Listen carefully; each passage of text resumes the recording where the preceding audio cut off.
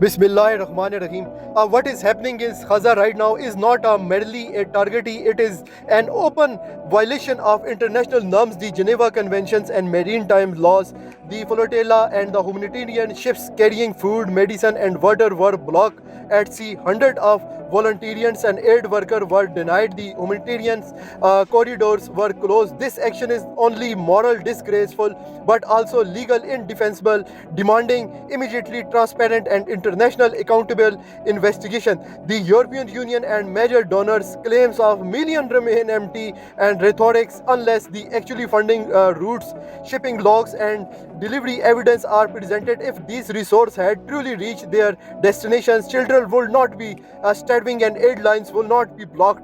The United Nations, the International Criminal Court, and other global institutes, long considered protectors of justice, must ensure strictly enforce of their mandates, because when the interests of powerful state are at stake and human life become a devalue, a disgrace in international system. The OIC, Muslim states, Saudi Arabia, UAE, and all other certains of power with resource, you have no moral justification if you continue to sacrifice the lives of children and civilians and the name of money, political interest, or diplomacy. Your silence is prioritization of self-interest is a source of shame, and you must answer for your action in international firms.